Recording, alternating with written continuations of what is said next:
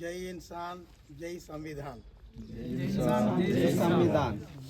ఈ ఇన్సాన్ను సంవిధాన్ను మనం క్షణక్షణం గుర్తు చేసుకోవాల్సిన పరిస్థితులు దేశంలో ఇప్పుడు వచ్చినాయి. మనకు తెలుసు సంవిధాన్ని ఎందుకు గుర్తు చేసుకుంటున్నాము, ఇన్సాన్ను కూడా ఎందుకు క్షణక్షణం గుర్తు చేసుకోవాలో మనకు తెలుసు. ఆ పరిస్థితులు 10 ఏళ్లుగా మనకు కల్పిస్తున్నారు. ఇంకొక మీకు నరేష్ గురించి కొన్ని విషయాలు తెలియదు. ఆయన యాక్టివిస్టు అనే తెలుసు. ప్రధాన వక్త మీరే సార్ అన్నారు. సరే డన్ అన్నాను. ప్రధాన శ్రోతగా కూర్చున్నాను. సో ఆయన చేసేటి మీరు కొంచెం గమనించాలి.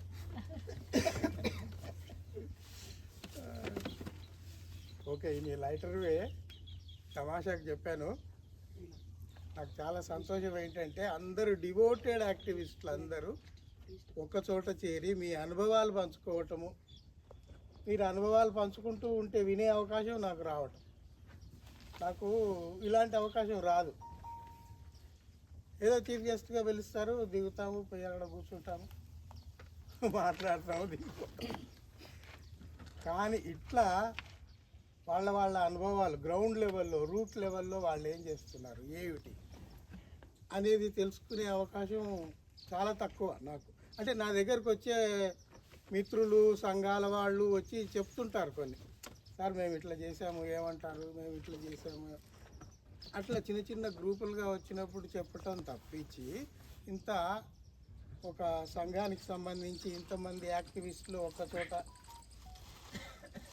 చేరి వాళ్ళ అనుభవాలు పంచుకోవటం, అవి వినటం తమాషాగా ఉంది. నాకు అన్నిటికంటే ముఖ్యం ఇంకొకటి ఏంటంటే శాస్త్రవేత్తలను మీరు గుర్తు చేస్తున్నారు.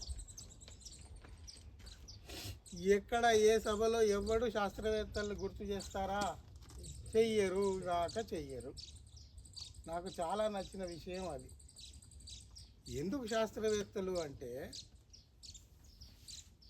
ఈరోజు మనం ఇంతటి వైజ్ఞానిక ప్రపంచంలో బతుకుతున్నామంటే ఎంతోమంది త్యాగధనులైన శాస్త్రవేత్తల మృత కళేబరాలను చుట్టుకొని వాళ్ళ రక్త కేతనాలను ఎత్తుకొని ఇక్కడ దాకా వచ్చాం. అవన్నీ గత చరిత్రలో కొట్టుకుపోయినాయి. ఎవడు గుర్తు చేయడు, ఎవడు తలుచుకోడు, చేసేదంతా వాళ్ళు. అవునా కాదా? మీరు చిన్నది ఏదైనా కారు తీసుకోండి, శాస్త్రవేత్తే కదా. సెల్ ఫోన్ తీసుకోండి, ఇంతెందుకు కిచెన్లో పరికరాలు తీసుకోండి, ఎవరు చేస్తున్నారు? సైంటిస్టులు, టెక్నాలజిస్టులు, సాంకేతిక నిపుణులు చేస్తే కదా మనకు నిత్య జీవితంలో అవన్నీ ఉపయోగంలోకి వస్తున్నాయి. నిజమే, వాడుకుంటున్నాం, నిజమే. వాళ్ళని ఎవడు తలుచుకోడు. ఎవడు డబ్బులు పంచి ఎవడు అక్కడ ఎన్నికైపోయి అక్కడ కూర్చుంటాడో వాడికి జై కొడుతూ తిరుగుతున్నారు జనాలు. అవునా? డార్విన్ ఎవడన్నా గుర్తు చేస్తాడా? ఐన్స్టీన్ ఎవడన్నా గుర్తు చేస్తాడా? ఇప్పుడు మీ సంఘం కదా బ్రూనో వర్ధంతిని మనం ఇక్కడ జరుపుకుందాము, ఆయన స్మృతిలో మనం మాట్లాడుకుందామని మీరు ఇక్కడ గుమిగూడారు. ఇది చాలా ఆరోగ్యకరమైన పరిస్థితి. దీన్ని మనం విస్తృతంగా జనంలోకి తీసుకుపోవాలి. ఈ 100 మంది, 200 మంది, 500 మంది కాదు. నేను మీకు కొన్ని డేటా ఇస్తాను. మీకు ఇప్పుడు చాలా విస్తృతంగా పెద్ద ఎత్తున ఈ వైజ్ఞానిక దృక్పథాన్ని మనం సమాజంలోకి తీసుకుపోవాల్సిన అవసరం ఉంది. అయితే అది తీసుకుపోవాలంటే ముందు మనం ఏం చేయాలి? ముందు మనకు 100కి 100 పాళ్ళు వైజ్ఞానిక మనకు కలిగిన తర్వాత మన పక్కవాడికి మనం చెప్పగలగాలి, ఆ తర్వాత వచ్చే తరాలకు చెప్పగలగాలి. అందువల్ల మనం సంసిద్ధులమై ఉండాలి. మనం సంసిద్ధులమై ఉండాలి అంటే పుస్తకాలు విపరీతంగా చదవాలి, సైన్స్ విపరీతంగా తెలుసుకోవాలి. నేను ఒకటి గమనిస్తున్నాను, కొంతమంది ఉంటారు ఇప్పుడు లేబుల్ వేసుకొని తిరుగుతారు. అభ్యుదయవాది, వాడి దగ్గర అభ్యుదయమే ఉండదు. ప్రముఖ హేతువాది అంటాడు, వాడు పోయి ఏం గుళ్ళల్లో తిరుగుతుంటాడు, వాడేమి హేతువాది. నా పాయింట్ ఏంటంటే జనాలు ఎవరు ఆ లేబుల్ చూసి మోసపోకండి. ప్రజానేత అన్నీ పేపర్లలో ప్రింట్ చేసుకుంటే అయిపోతాడు వాడు ప్రజానేత. వాడు ఒక్కనాడు ఒక కాలనీకి పోయి ఒకరి సమస్యలు తీర్చి ఒకరి బాధలు ఏమన్నా తీర్చితే వాడిని అనొచ్చు, కానీ వాడు ఎన్నడూ పోయిందే లేదు. ఈ లేబుల్ తోటి చాలా ప్రమాదాలు ఉన్నాయి. అందువల్ల నేను ఇటు లెఫ్ట్ రైటు నాస్తికము ఆస్తికము కూడా నేను అంటలేడు, అందరి పని అట్లే ఉంది. మనము ఎందుకు జాగ్రత్తగా ఉండాలంటే లేబుల్స్ కంటే కూడా మన పనే మనం అక్కడ చూపెట్టాలి. మనం చేసే పనే చూపెట్టాలి. ఇప్పుడు నేను ఇక్కడికి రాగానే అందరూ నన్ను ప్రేమగా తీసుకొని, సార్ మేము చదువుతున్నాము, మీ పుస్తకాలు చదువుతున్నాము, వ్యాసాలు చదువుతున్నాము, అదే కదా నాకు కావాల్సింది. ఇప్పుడు అట్లాగే మీరు కూడా, నేను అనేది ఏంటంటే మీరు ఇంతమంది అనుభవాలు నాకు చెప్పారు కాబట్టి చెప్తున్నా. నేను మీరు ఏ పుస్తకాలు చదివారు, ఎవి మిమ్మల్ని ఇన్స్పైర్ చేశాయి, మీకు నిర్దేశం చేసిన గ్రంథాలు కానీ రచయితలు కానీ వైజ్ఞానికులు కానీ ఎవరన్నా ఉంటే వాళ్ళ గురించి మీరు ఎవరు చెప్పలేదు. అందువల్ల నేను ఇది గుర్తు చేస్తున్నా. ఇన్ ఫ్యూచర్లో చదువుతూనే ఉండాలి, తెలుసుకుంటూనే ఉండాలి. మీరు దేనివల్ల ఆ స్ఫూర్తి పొందారో అది మీ మిత్రులకు పంచుతూ ఉండాలి. దానివల్ల వాళ్ళు కూడా క్యారీ అవుతుంది. ఇదొకటి. ఇంకొకటి ఏంటంటే ఇవాళ ఒక్క బ్రూనో మరణమే కాదు, ఇంకో 2-3 ఉన్నాయి. నేను లిస్ట్ చెప్తా మీకు. నికోలస్ కోపర్నికస్, ఆయనే 19 ఫిబ్రవరిలోనే పుట్టాడు. గెలీలియో గెలీలై 15 ఫిబ్రవరిలోనే పుట్టాడు. 15-19. సరే, జియార్డినో బ్రూనో అయితే రేపు 17 ఫిబ్రవరి అతి కిరాతకంగా కాల్చివేయబడ్డాడు.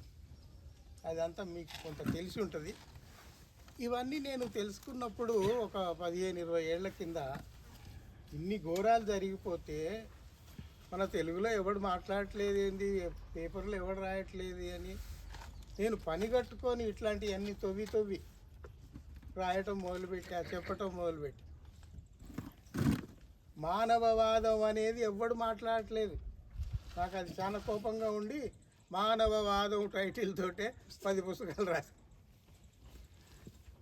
ఇప్పుడు పుస్తకాల షాపుకు పోయే పని లేదు. ఆన్లైన్లో సైట్స్ ఉంటాయి, ఆ సైట్లోకి పోయి నా పేరు కొడితే వచ్చేస్తాయి. మీకు ఇంకొక విషయం, పొద్దుటి నుంచి మీరు మీటింగ్లో బిజీ ఉన్నారు.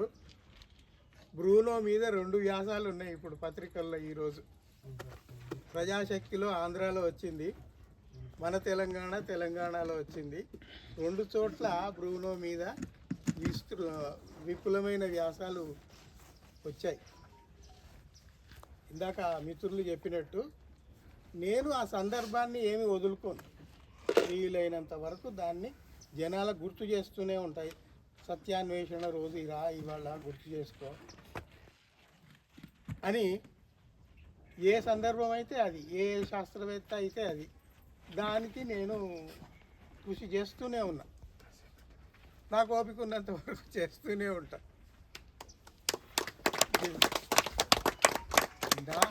నా కోరిక ఏమిటంటే తర్వాత తరం రావాలి, మీలో నుంచి ఒక 10 మంది రచయితలు రావాలి. ఇప్పుడు ఇందాక పాట పాడాడు, అద్భుతంగా పాడాడు, బాగుంది, అర్థవంతంగా ఉంది, పాడటం కూడా బాగుంది. అట్లా గాయకులు పాడుతూనే ఉండాలి. కళాకారులు ఉన్నారు, ఇందాక రాజుగారు చెప్పారు, నటుడు ఆయన, నేను యాక్ట్ చేస్తాను అంటే మరి చేయాలి. ఆయన ఒక టీం తయారు చేయాలి. ఈ బ్రూనో మరణం మీద ఒక ఎపిసోడ్ చేసి ప్రదర్శించాలి. గెలీలియోది ఏం తక్కువనా? చీకటి గదిలో 15 ఏళ్ళు దాదాపు ఆయనను లోపలేసి టైంకి ఇంత తిండి లోపలికి పోయేది ఏమి కనబడదు. ఆ చీకటి గదిలో ఉండి ఉండి ఉండి ఏమైంది, ఆయనకు కళ్ళు పోయినాయి, గుడ్డోడు అయిపోయాడు. ఆయన పేరు విని పెద్ద పెద్ద వాళ్ళు, జాన్ మిల్టన్ లాంటి ఫేమస్ పోయిట్స్ ఆయన ఒకసారి చూద్దామని వచ్చి క్యూలో ఆడ నిలబడితే ఆయనను చూడలేడు కదా. ఫలానా ఆయన వచ్చాడు అంటే కంటి చూపు పోయింది.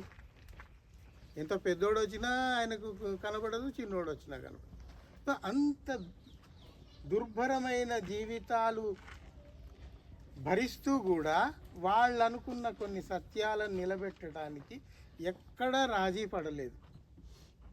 గెలీలియో అయితే చివరి దశలో ఇంకా రాసిచ్చాడు, నేను ఈ సూర్య కేంద్రక ఏదైతే ఉందో అది తప్పు, భూమి కేంద్రమే. ఇప్పుడు అక్కడ క్లాస్ ఎట్లా వచ్చింది మీకు తెలుసు కదా. మత పెద్దలు ఏమంటున్నారు, భూమి కేంద్రంగా ఈ విశ్వం నడుస్తుంది, భూమే కేంద్రం, దీని చుట్టే సూర్యుడు చంద్రుడు అందరు తిరుగుతున్నారు అని మత పెద్దలు చెప్పారు. వాస్తవానికి అది కాదు. కోపర్నికస్ దగ్గర నుంచి, గెలీలియో దగ్గర నుంచి, బ్రూనో దగ్గర నుంచి, కెప్లరు, చాలామంది ఉన్నారు. వాళ్ళందరూ చెప్పేది ఏంటంటే, అరే అది తప్పురా, మతపరమైన అభిప్రాయం అది తప్పు, సూర్యుడే కేంద్రకం, సూర్యుడి చుట్టూ భూమి చంద్రుడు ఇతర గ్రహాలు అన్నీ తిరుగుతున్నాయి అని వాళ్ళు చెప్తుంటే వీళ్ళు ఒప్పుకోవటం లేదు. మా మత గ్రంథాల్లో ఉన్నది నువ్వు తప్పంటావా అని వాళ్ళకు శిక్షలు వేయడం. అదే జరిగింది కదా వీళ్ళందరికీ. ఈయన బ్రూనో ఆ ప్రాణత్యాగం చేసిందే చాలామందికి తెలుసు, కానీ ఆయన పెద్ద మ్యాథమెటిషియన్, గొప్ప రచయిత. ఆ రోజుల్లో ఇంగ్లాండ్ హెన్రీ III తీసుకుపోయి అక్కడ పెడితే 1 సంవత్సరంలో 3 పుస్తకాలు రాశాడు ఆడ కూర్చొని. మిమ్మల్ని మీరే అడుక్కోండి, 1 సంవత్సరంలో 3 పుస్తకాలు రాసి ఇస్తారా? మరి అంత స్పీడు, అంత దిటువుతోటి, అంత బలంగా విషయాన్ని రాయగలగటం అనేది, ఎంత పెద్ద రచయిత అయితే రాయగలడు.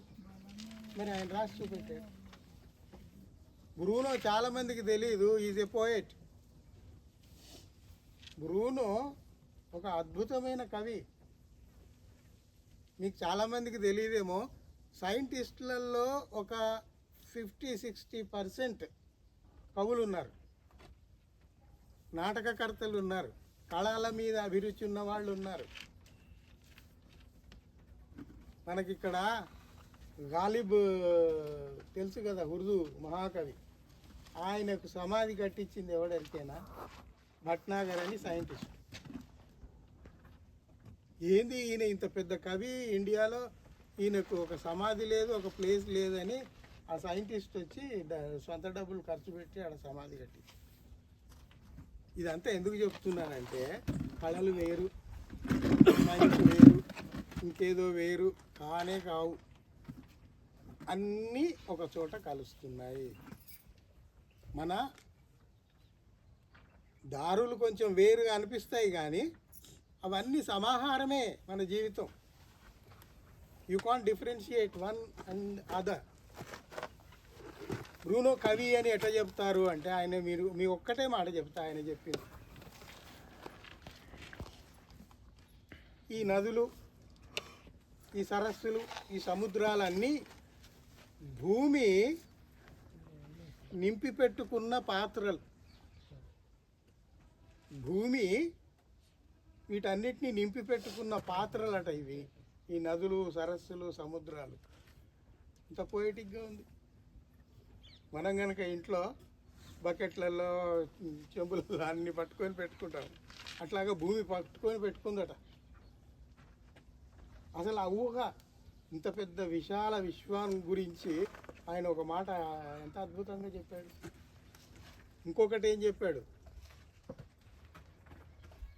అంతకుముందు చెప్పిన వాళ్ళ సిద్ధాంతాన్ని, సూర్య కేంద్రక సిద్ధాంతం ఏదైతే ఉందో దాన్ని బలంగా చెప్తూ, నేను దీన్నే నమ్ముతున్నాను, మీరెవ్వరు ఏం చెప్పినా నేను స్వీకరించట్లేదు అని నిలబడ్డాడు గట్టిగా. అయితే వాళ్ళు వచ్చి బెదిరించారు. ఇంకోటి చూడండి, గెలీలియో అయినా ఈ బ్రూనో అయినా వీళ్ళు ఏం చేశారు, వీడు అనేక దేశాలు తిరిగారు, ప్రపంచ దేశాలన్నీ చాలా తిరిగారు. వాళ్లకు గొప్ప గౌరవాలు అక్కడ అందుతూ ఉన్నాయి. గొప్ప గౌరవాలు అందుతున్నాయి కదా అని అక్కడెక్కడో సెటిల్ కావచ్చు కదా. పిచ్చోళ్ళు అయ్యి నా మాతృభూమి నా మాతృదేశం అనుకుంటూ వెనక్కి వచ్చారు. వెనక్కి వచ్చే వరకు ఈ క్రైస్తవ మత పెద్దలు ఎవరైతే ఉన్నారో వాళ్ళు శిక్షలు వేయటం మొదలుపెట్టి చచ్చేదాకా చేశారు. గెలీలియో పని అంతే అయింది, బ్రూనో పని అంతే. బ్రూనో అయితే చెప్పాను కదా ఇందాక, ఆయన గురించి పుకారు పుట్టించారు. ఇప్పుడు ఇందాక చెప్పాను 1 ఇయర్లో ఇన్ని పుస్తకాలు రాశాడు. అద్భుతమైన లెక్కలు, గణితము అయితే ఖగోళానికి సంబంధించింది. ఇంకో గొప్ప విషయం ఏం చెప్పాడంటే, ఈ భూమి సూర్యుడే కాదురా, ఇంకా చాలా భూములు ఉన్నాయి మన చుట్టూ అని చెప్పాడు. అప్పటికైనా భూములు అన్నాడు, గ్రహాలు. ఇన్ని గ్రహాలు ఉన్నాయి అని చెప్పినవాడు ఆయన. అప్పటికి టెలిస్కోపులు లేవు, ఈ పరిశోధనాశాలలు లేవు, ఏమి లేవు.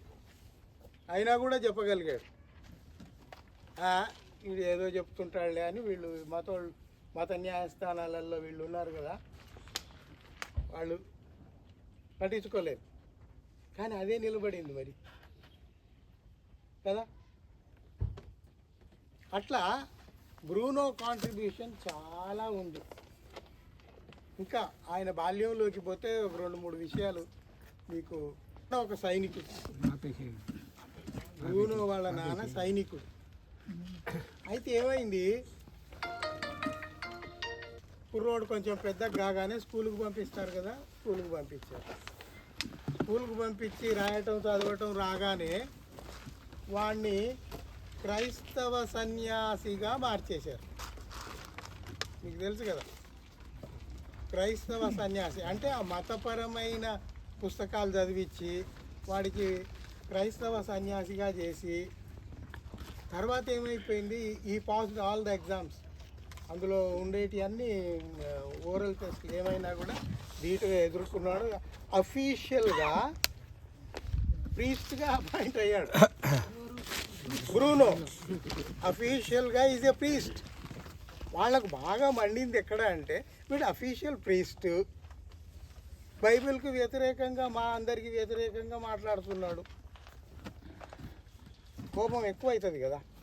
ఇప్పుడు మిగతా వాళ్ళు ప్రీస్టులు కాదు, వాళ్ళు ఏదో ఉద్యోగాలు ఏదో ప్రొఫెసర్లు చేసుకున్నాడు, గల్లీలో ఉన్నాడంటే పాఠాలు చెప్పుకున్నాడు, ఎక్కడో తిరిగాడు, ఆగిపోయి ఆయనను పట్టించుకున్న. ఆయనను కూడా చిత్రహింసలు పెట్టారు ముసలితనంలో, చెప్పాను కదా. మరి ఈయనేమో 28వ ఏట 30 ఏట ఆ మధ్యకాలంలోనే క్రైస్తవ సన్యాసిగా మారిపోయి అక్కడ ఉండే ఒక చర్చికి ఇటలీలో దానికి ఇన్ఛార్జ్ అయి కూర్చున్నాడు. ఆయనకేమో ఇష్టం లేదు. తండ్రి బలవంతంతో ఆ విధమైన చదువు చదివాడు, ఆ విధమైన సర్టిఫికేట్ తెచ్చుకున్నాడు, క్వాలిఫై అయి కూర్చున్నాడు. కానీ ఆయనకి ఇష్టం లేదు అవి చేయటం. ఆ వచ్చిన వాళ్ళందరికీ ఏం చెప్పేది, ఇగో ఇవి బైబిల్ చెప్పిన దానికి వ్యతిరేకంగా అన్నీ చెప్తున్నాడు. ఇంకా వాళ్లకు కోపాలు ఆగవు కదా. తర్వాత కొందరు పోయి బెదిరియటము, నీవు చాలా కష్టాలు అవుతుంది, అది ఇది ఏమన్నా ఇటు విని ఇటు వదిలేసి ఆయన పని ఆయన చేసుకుంటున్నాడు.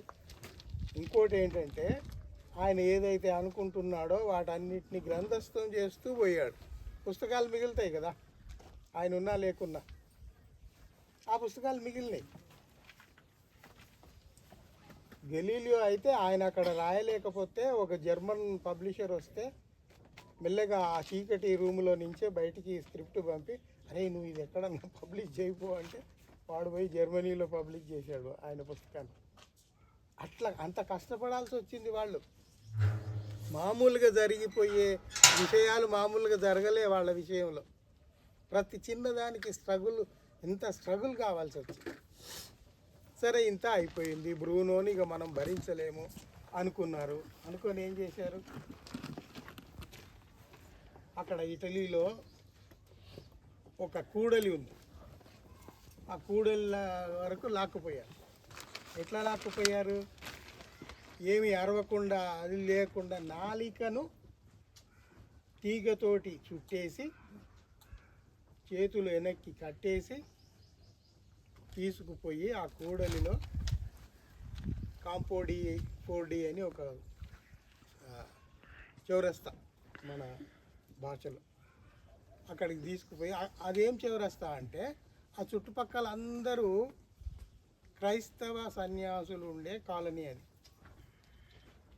అక్కడికే ఎందుకు తీసుకుపోయారు అంటే వీడిని మేము ఎట్లా బాధ పెడుతున్నామో వీళ్ళందరూ చూడాలి, చూసి భయపడి ఎవడు నోరు ఎత్తకూడదు. అందుకే నోరు ఎత్తకుండా నాలికకు తీగ చుట్టి చేతులు వెనక్కి కట్టి ఆయనను లాక్కుపోయి ఆ కూడలి దాకా పోయిన తర్వాత మొత్తం బట్టలు లాగేసి నగ్నంగా చేసిన తర్వాత పైన హుక్కు ఏర్పాటు చేసి ఆయనను తలకిందులుగా వేలాడదీసి చూడండి కింద మంట పెట్టి మొత్తం శరీరం కాలిపోయే వరకు ఆ మంట పెట్టి ఆయనను కాల్చేశారు, సజీవంగా కాల్చేశారు. ఇంత కిరాతకం ఎక్కడైనా మీరు చూసారా, విన్నారా, చదివారా? ఎక్కడ లేదు కదా. ఇంకా చూడండి తమాషా, అక్కడికి పోయాక చేతులు ఇప్పి నాలుకకు ఉన్న తీగ లాగేసి బ్రూనో ఇప్పటికైనా ఒప్పుకో, నువ్వు చేసుకున్నది తప్పు అని బెదిరించారు. నేను ఒప్పుకోను, నేను అనేదే కరెక్టు, అవును నా తప్పు అయిపోయింది అంటే బతికిపోయేవాడు. కానీ ఈరోజు మనం స్మరించుకునే వాళ్ళం కాదు, అంతే తేడా. ఒప్పుకోలే, చూడు మరి చాలా కష్టం అవుతుంది అంటే ఏమన్నా కానీ అని చేతులేసి నిలబడ్డాడు. నిలబడితే ఇప్పుడు నేను చెప్పినట్టు బట్టలు కూడా తీసి తల తిప్పి కింద మంట పెట్టి మొత్తం బూడిదయ్యే వరకు కాలబెట్టాడు. ఎంత కిరాతకత్వం!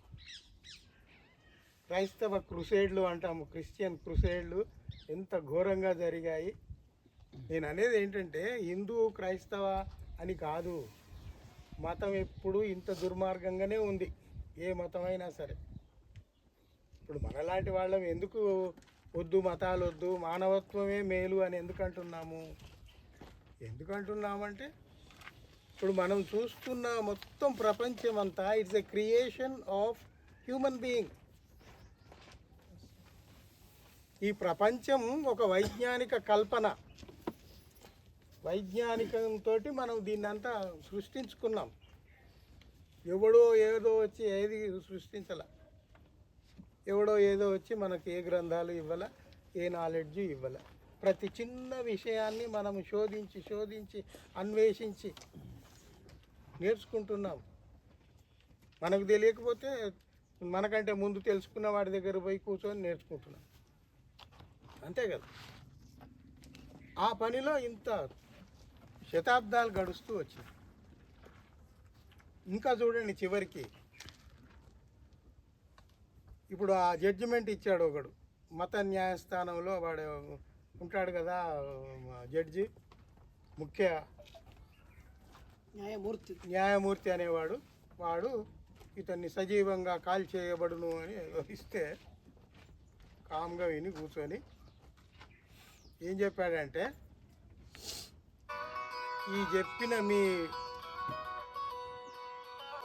ఈ తీర్పులో చెప్పిన మీ మాటలు రేపొద్దున మిమ్మల్నే బాధిస్తాయి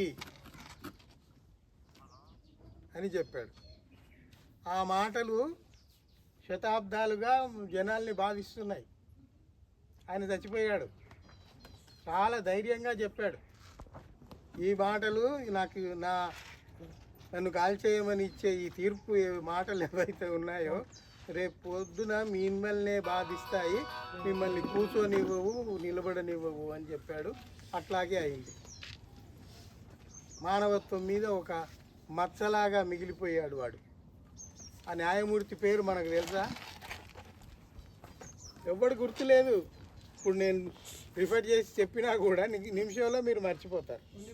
బ్రూనోను ఎవడు మర్చిపోడు,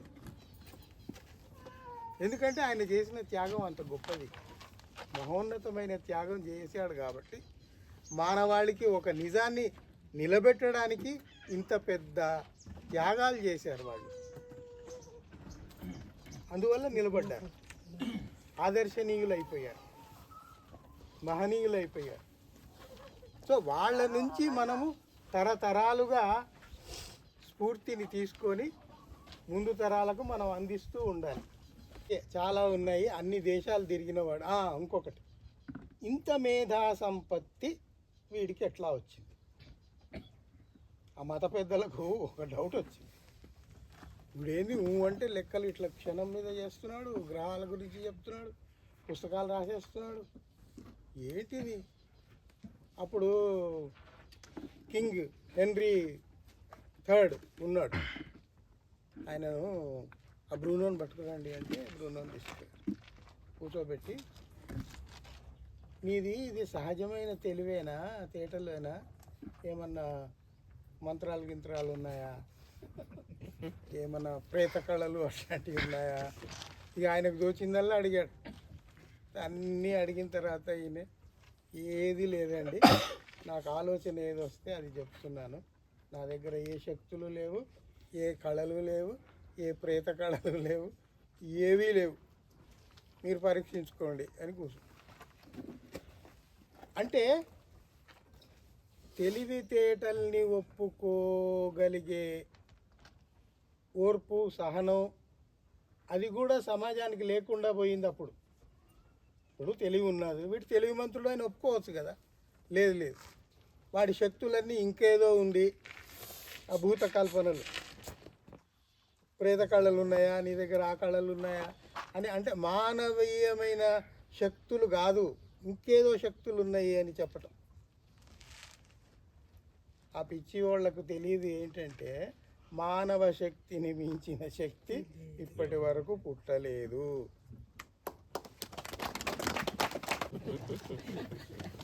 క్లియర్గా మీరు మోక్షం సాధిస్తారు కదా. ఇప్పుడు మాకు నమ్మకాలు లేవు, మమ్మల్ని ఎందుకు చెప్తున్నారు పోండి పోండి పోండి అని? నమ్మకాలు లేని వాళ్ళని వదిలేయండి, నమ్మకం ఉన్నవాళ్ళు పోండి, మీరు మోక్షం సాధించుకోండి. లేదు, వాళ్ళు ఆ పని చేయరు, వేరే వాళ్లకు సామాన్యులకు చెప్తారు. బీఫ్ కంపెనీలన్నీ ఎవరివో మీకు తెలుసు, బీఫ్ తినొద్దు, మాంసాహారం వద్దు అని చెప్పేవాళ్ళు ఎవరో కూడా మీకు తెలుసు. వ్యాపారం వాడే చేస్తాడు, ఎక్స్పోర్ట్ వాడే చేస్తాడు, ఆ డబ్బులన్నీ తెచ్చి ఎలక్టోరల్ బాండ్స్ కొనేది వాడు. మనం సామాన్యులంతా పిచ్చోళ్ళలాగా ఇట్లా చూస్తూ ఉండాలి. ఇది అవసరమా? దేశం ఎంత ప్రమాదకరమైన పరిస్థితిలోకి పోతున్నది అని చెప్పుకోవడానికి ఇవన్నీ కారణాలే. పొద్దున్న లేస్తే మీకు ఎన్నో ఉన్నాయి. మతం చేసే వికృత చేష్టలు ప్రతి చోట, ప్రతి రాష్ట్రంలో. ఇందాక ఎవరు మనవాళ్ళే చెప్తున్నారు, వెనకటికి ఎవడో బహుజనుడు ఒకడు గుర్రం మీద పోతే వాడిని చూడలేక వాడిని చంపేసేదో ఏదో చేసేవాళ్ళు. ఇప్పుడు నిన్న చెన్నైలో వాడు బుల్లెట్ ట్రైన్ వేసుకొని పోతుంటే వాడిని ఆపి వాడి 2 చేతులు కట్ చేసి వదిలేశారు. వాడు హాస్పిటల్లో ఉన్నాడు, ఇంకా అతుకులు పెడుతున్నారు డాక్టర్లు. ఇప్పుడు మనుషులు, నేను అందుకే ఒక్కటి చెప్తున్నా, హిందూ ముస్లిం భాయి భాయి అన్నవాడిని ఆ గాంధీని కాల్ చేసి చంపారు కదా, సరే పోని, అది పోనీయండి. నేనేమంటున్నా అంటే, అరే హిందూ సబ్ భాయి భాయి, ఏంటది?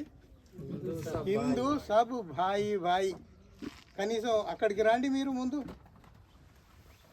వేరే మతాలను పక్కన పెట్టండి, మీరు హిందువులు కదా, హిందూ సబ్ భాయి భాయి అనే ఆలోచనకు రండి ముందు. వస్తున్నారా? ఎందుకు రావట్లేదు మరి? మొన్న బాలాజీ టెంపుల్ చిలుకూరు దాడి చేసినోడు ఎవడు? క్రైస్తవుడా, ముస్లిమా, జోరాస్ట్రియనా, ఎవడు? హిందువే కదా.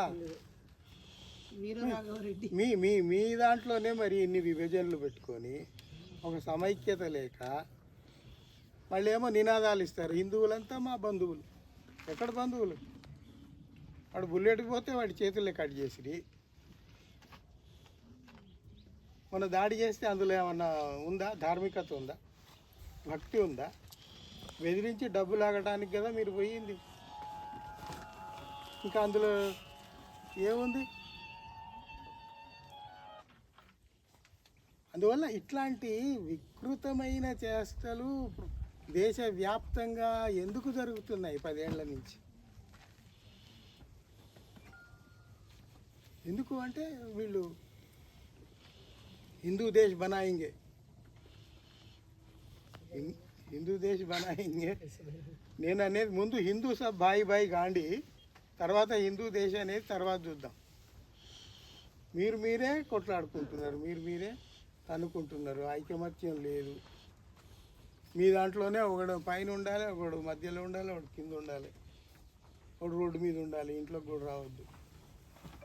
ఇన్ని విభజనలు పెట్టుకొని ఎట్లా బంధువులు అవుతారు? ఇప్పుడు ఒక విషయం ఏంటి తెలుసా? మనుధర్మ శాస్త్రం కానీ, రామాయణ మహాభారతాలు కానీ ఆస్తికులు ఎవరు చదవట్లే. మనలాంటి నాస్తికులు ఎక్కువ చదువుతున్నారు. ఎందుకు చదువుతున్నారంటే అసలు అందులో ఏముందో తెలుసుకున్నాం. ఇప్పుడు మనం మాట్లాడాలంటే మనకు ముందు తెలిసి ఉండాలి కదా. ముందు తెలుసుకొని అప్పుడు మాట్లాడదామని మొత్తం వీళ్ళు తిరగదోడుతున్నారు మొత్తం విషయాన్నంతా. అయితే ఇక్కడ నేను కంక్లూడ్ చేసే ముందు కొన్ని చెప్పదలుచుకున్నా. ఇప్పుడు తాతలు పాటించారు అని తండ్రులు, తండ్రులు పాటించారు అని కొడుకులు, కొడుకులు పాటించారని మనవలు, అవే ఆచారాలు, అవే పద్ధతులు, అవే వాడికి ఇష్టం ఉన్నా లేకున్నా పాటిస్తున్నారు. నేను అనేది ఏంటంటే మీలాంటి సమూహం, ఎంఎన్ఎస్ గ్రూప్ కానీ ఇంకెవరైనా కానీ మీరు పోయి ఈ ఆచారాలకు మూలం ఏమిటి ఆ నుంచి చెప్పుకుంటారండి. పండగలు, దీపావళి పండుగ ఎందుకు వచ్చింది? వాడు చెప్పే కథ కాదు, అసలు ఒరిజినల్ దీపావళి కథ దేనివల్ల వచ్చింది? ఒరిజినల్గా దశహరా నుంచి వచ్చింది. ఆ దశహరా ఏమిటి, ఎందుకు, అవి తెలుసుకొని మనం జనంలోకి పోయి చెప్తూ ఉంటే మారుతుంది పరిస్థితి. మనం బ్రాహ్మణిజానికి వ్యతిరేకంగా మాట్లాడినంత మాత్రాన బ్రాహ్మణులకు ఇప్పుడున్న సమకాలీనంలో ఉన్న బ్రాహ్మణ సమాజానికి వ్యతిరేకం కాదు. వాళ్ళందరూ మన మిత్రులే, వాళ్ళందరూ మనకు మనుషులే, వాళ్ళందరూ గౌరవనీయులే. అయితే కొన్ని విషయాలు నిక్కచ్చిగా తేల్చుకోవడానికి, మాట్లాడుకోవడానికి మాత్రమే మనం ఇవి మాట్లాడుతున్నాం. లోకి పోయి మనం చెప్పగలిగితే జనంలో మార్పు తీసుకురాగలము. చాలామందికి ఇక్కడ మరి తెలుసో తెలీదో నాకు కాదు, తెలియదు. సంస్కృతము ఒక వర్గం వాళ్ళు పేటెంట్ లాగా పెట్టుకున్నారు. ఎవరికి చదవద్దు, వినొద్దు. దానివల్ల ఏమైపోయింది? భాష కుంచుకుపోయింది, అంతరించిపోయే దశకు వచ్చింది. అంతేనా? అసలు సంస్కృతము ఆ రూపురేఖలు ఇచ్చింది ఎవరో తెలుసా మీకు? బౌద్ధ భిక్కువులు. అది అరబ్ దేశాల నుంచి వీళ్ళు ఆర్యులు వచ్చినప్పుడు ఒక మాండలిక భాషలాగా అది ఇండియాకు వచ్చింది. ఇట్స్ ఏ డైలెక్ట్, దానికి లిపి లేదు. మాట్లాడుకోవడానికి ఇప్పుడు ఉంటాయి కదా బంజారా భాషలు, ఇవి ఉంటాయి కదా, అట్లాంటి భాష మాట్లాడుకోవడానికే పనికి వస్తుంది, రాయడానికి పనికిరాదు. అట్లాంటి భాష అది. అది వచ్చిన తర్వాత వీళ్ళు కూర్చొని ఇక్కడ నాగలిపి అనేది ఉండేది. నాగజాతి చాలా బలవంతమైన, శక్తివంతమైన జాతి ఇక్కడ. ఆ నాగులు ఎక్కడైతే బలవంతులుగా ప్రాచుర్యం పొంది రాజ్యాలు ఏర్పరచుకొని పాలించారో ఆ ప్రాంతాలన్నీ నాగ పేరుతో ఉన్నాయి ఇప్పటికీ. మీరు కాశ్మీర్లో చూడండి, అనంతనాగ్ ఉంటుంది, ఇక్కడ పక్కనే నాగ్పూర్ ఉంటుంది, ఇట్లా నాగ అని పేర్లు ఉన్నాయి. అయితే వాళ్లకు భాష ఉంది, లిపి ఉంది. అయితే ఆ డైలెక్ట్ ఏదైతే తీసుకొని వచ్చారో దాన్ని ఇక్కడ ఈ నాగలిపిలో రాస్తే సూట్ అయింది అది. అందువల్ల ఆ నాగ భాషలో రాసుకున్నారు. రాసుకొని ఏం చేశారు, మరి అన్ని భాషల్లాగా మాది కూడా అట్లాగే ఉంటే బాగుండదు కదా అని దాన్ని కొంచెం ఎలివేట్ చేసుకొని ఇది దేవభాష, దైవ భాష అని దానికి హైప్ ఇచ్చుకున్నారు వాళ్ళే. ఏ దైవము ఇచ్చింది లేదు, ఎవడూ రాసింది లేదు. ఇదంతా కుక్డప్ స్టోరీ. ఆ రోజుల్లో మరి అశోకుని రాజ్యం మీకు తెలుసు కదా, ఎక్కడి నుంచి ఎక్కడికి ఉండేది, అరబ్ కంట్రీస్ నుంచి మొత్తం ఇటు భారతదేశము, ఇటు మయన్మార్ ఈ చిన్న దేశాలన్నీ, ఇటు కింద శ్రీలంక, దక్షిణాన ఆ చోళులు గీళులు ఉన్న చోట కొద్ది భాగం తప్ప మొత్తం పాకిస్తాన్, ఇదంతా ఆఫ్ఘనిస్తాన్, ఇదంతా అశోకుడి రాజ్యం. మరి ఇంత సామ్రాజ్యానికి కమ్యూనికేట్ చేయడానికి ఒక భాష ఉండాలి కదా. ఇప్పుడులాగా ఇంగ్లీషు, ఫ్రెంచు, జర్మను ఏమి లేవు. అప్పుడున్న భాష పాలి. ఆయన ఏం చేశాడు, అది ఎప్పుడు పాలి, బుద్ధుని కాలం నుండి పాలి భాష అనేది ప్రజల భాష, ప్రజల్లో ఉన్న భాష. బుద్ధుడి దగ్గరికే కొందరు శిష్యులు పోయి సంస్కృతం బాగానే డెవలప్ అయింది కదా, నేను అనువాదం చేస్తా, మీరు చెప్పినవన్నీ నేను సంస్కృతంలోకి అనువాదం చేస్తా అని పోతే ఆయన ఏమన్నాడు, వద్దు, నేను చెప్పిన పాలి భాషలో అట్లాగే ఉండనియండి, దాన్ని సంస్కృతంలో ట్రాన్స్లేట్ చేసేటప్పుడు వాళ్ళ స్వంత పైత్యాలు కొన్ని చేర్చి ఏం రాస్తారో తెలియదు, అందువల్ల ఈ డినైడ్, నో అన్నాడు. పాలి భాషలోనే ఉన్నాయి. అప్పుడు ఇంకొక భాష ఉండేది, ప్రాకృతము అని ఉండేది. ప్రాకృతము అంటే ప్రకృతి సహజంగా ఏర్పడిన భాష. ఆ కొండలలో గిండలలో హిమాలయన్ ప్లాటోలో ఉండేవాళ్ళు మాట్లాడుతూ సహజంగా వాళ్ళకున్న భాష ప్రాకృతం. ప్రాకృతం అంటేనే ప్రకృతి సహజంగా ఏర్పడిన భాష. సంస్కృతం అంటే అర్థం ఏంటి మీరు చెప్పండి? సంస్కరించబడింది సంస్కృతం. సంస్కరించబడింది మూల భాష అవుతుందా? మాది మూల భాష, మాది దైవ భాష, మాది ఆ భాష అని చెప్పుకోవటమే తప్ప లాజిక్కు నిలబడుతుందా, సైన్స్కు నిలబడుతుందా, పరీక్షకు నిలబడుతుందా? నిలబడదు. అందువల్ల వాళ్ళు బుద్ధుని కాలం నుండి అశోకుడి దాకా, అశోకుడి తర్వాత మన దేశానికి వచ్చిన అటు ఇరాన్ నుంచి వచ్చిన అల్బరూని కానీ, ఇటు నుంచి వచ్చిన ఫాయియాన్ కానీ, ఈ యాత్రికులందరూ పాలి భాష గురించి రాశారు. ఎందుకంటే అప్పుడు అది ఉంది కాబట్టి. సంస్కృతం గురించి ఎవరు రాయలే. అప్పటి విధానాలు ఎట్లా ఉన్నాయి. ఇంకొకటి, అశోకుడు ఏం చేశాడంటే విస్తృతంగా 84,000 స్తూపాలు వేయించాడు దేశవ్యాప్తంగా. వేయించి ప్రతి దగ్గర ఒక శిలాఫలకం చెక్కించాడు. ఆ శిలాఫలకంలో రాసిన ఇన్స్ట్రక్షన్స్ ఏవైతే ఉన్నాయో ప్రజలకు, అది పాలి భాష అని ఎట్లా తెలుసు అంటే, పాలి భాష తెలిసిన వారు ఆ చివరన రాసిన ఒక వాక్యం ఉంటుంది, ఈ శిలాశాసనం అశోకుడు వేయించేది, ఇది పాలి భాషలో లిఖించబడింది. దేవానాం ప్రియదర్శి. దేవానం, దానికి కూడా కట్టుకథలు అల్లారు. దేవానాం అంటే అశోకుడు అంటే దేవతలకు ప్రియమైన వాడు కాదు. దేవానాం అంటే వాళ్ళు బుద్ధుడిని దేవా అని పిలిచేవాళ్ళు. ఆ బుద్ధుడికి ప్రియమైన వాడు అని అక్కడ అర్థం. దేవా అని ఎందుకు పిలిచారు అంటే, ఈ బుద్ధ దాంట్లో ఎవరైతే బాగా ప్రచారాలు చేస్తున్నారో వాళ్ళకు కొన్ని బిరుదులు ఉన్నాయి. మన కాలేజీలో కనుక లెక్చరరు, రీడరు, ప్రొఫెసరు ఇట్లా ఉంటాయి కదా ఆ స్టెప్స్. అట్లాగే అక్కడ బౌద్ధంలో థేరా అంటారు. థేరా అంటే ఒక గురువు స్థానం. ఆయన కంటే కూడా ఇంకా బాగా అందులో బాగా పండిపోయిన వాడు ఎవరన్నా ఉంటే మహాస్థవిర అంటారు. థేరా కంటే ఇంకా కొంచెం జ్ఞానం పొందిన ఆయన మహాస్థవిర. ఆ మహాస్థవిర కంటే కూడా ఇంకా ఉన్నతమైన స్థానం పొందిన వాడిని దేవా అంటారు. ఆ దేవా అనేది ఎవ్వరికి లేదు, ఒక్క బుద్ధుడికి మాత్రమే ఉంది. అందుకే వాళ్ళు బుద్ధుడిని ఒక్కడనే దేవా అని పిలుచుకునేవాళ్ళు. ఆ బుద్ధుడికి ఉన్న దేవాస్థానం వేరే వాళ్ళకి ఇవ్వలే.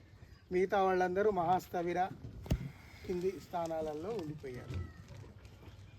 ఇంకోటి ఏంటంటే బ్రాహ్మణిజం, భగవాన్, గిగవాన్ ఇవన్నీ బౌద్ధం నుంచి వచ్చిన పదాలు.